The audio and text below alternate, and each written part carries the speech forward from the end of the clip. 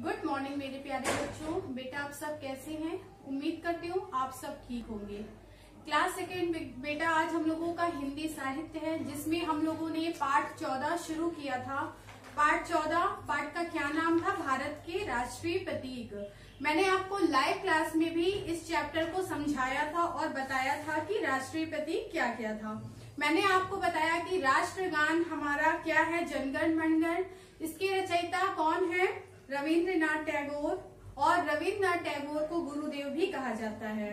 और राष्ट्रीय गीत हमारा है वंदे मातरम, जिसके रचयिता है बंकिम चंद्र चटर्जी। ओके, मैंने आपको इस चैप्टर को पढ़ाया था। आज हम लोग इसी चैप्टर का कठिन शब्द करेंगे और शब्दार्थ करेंगे। तो आप लोग हिंदी साहित्य की कॉपी को निकालिए और उसमें जो हम लिख रहे हैं आप लोग लिखना शुरू करिए और दिनांक डालिए। सबसे पहले आप कठिन शब्द लिखेंगे, हेडिंग डालेंगे कठिन शब्द। कठिन शब्द में पहला है आपका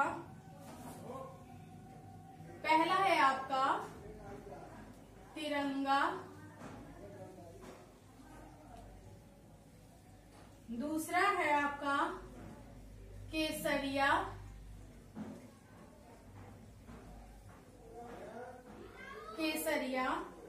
तीसरा है प्रतीक,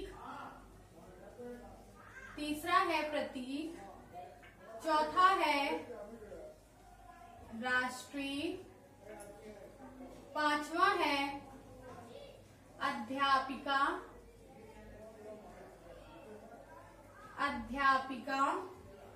फिर है कच्छ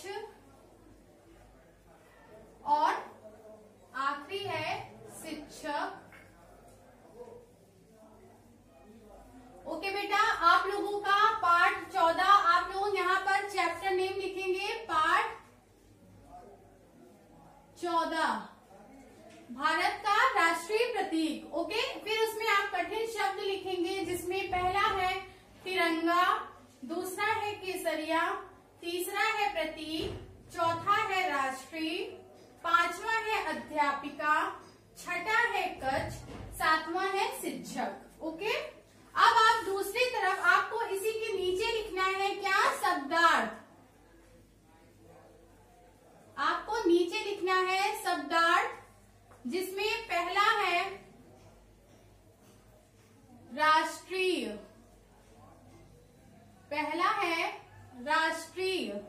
राष्ट्रीय का अर्थ क्या होता है? देश का।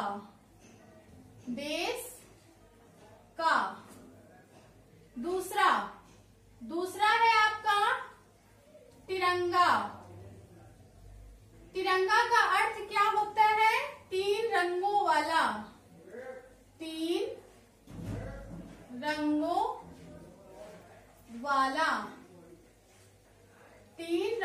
वाला। तीसरा है प्रतीक।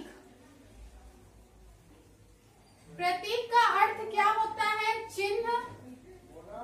प्रतीक का अर्थ होता है चिन्ह और निशान। फिर चौथा है केसरिया। केसरिया का अर्थ क्या होता है? केसर के रंग का। केसरिया का अर्थ होता है केसर के रंग का। पांचवा है चक्र। चक्र का अर्थ क्या होता है? गोला, जो तिरंगा झंडा में बना होता है, बीच में गोला। छठा है कार्य। कार्य का अर्थ क्या होता है? काम।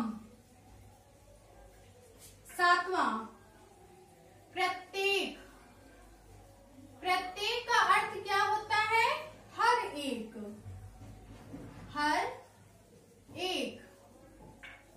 आठवां है कक्ष। कक्ष क्या होता है? कमरा। कक्ष का अर्थ क्या होता है? क्लासरूम, कक्षा, कमरा। ओके, पहले देखिए आप लोगों को कठिन शब्द करना है बेटा, जिसमें पहला है आपका तिरंगा, दूसरा है केसरिया, तीसरा है प्रतीक, चौथा है आपका राष्ट्री, पांचवा है अध्यापिका, फिर है कक्ष और फिर आज आपका लास्ट क्या है, शिक्षक। फिर उसी के बाद आपको इसका शब्दार्थ करना था, आपको इसके नीचे ही लिखना है, जिसमें पहला है राष्ट्रीय। राष्ट्रीय का अर्थ क्या होता है, देश का। दूसरा है तिरंगा, तिरंगा का अर्थ क्या होता है, 3 रंगों वाला। तीसरा है प्रतीक, प्रतीक का अर्थ होता है चिन्ह या निशान। चौथा है केसरिया, केसरिया का अर्थ क्या होता है, केसर के रंग का। पांचवा है चक्र, चक्र का अर्थ होता है गोला। छठा है कार्य, कार्य का अर्थ है काम। सातवां है प्रत्येक, प्रत्येक का अर्थ क्या होता है, हर एक। आठवां है कक्ष, कक्ष का अर्थ होता है कमरा। ओके बेटा, आई होप आप लोगों को समझ में आया होगा। तो प्लीज आप इसे अपनी कॉपी में लिखिए, इसे याद करिए और अपनी अटेंडेंस लगाइए। Thank you so much.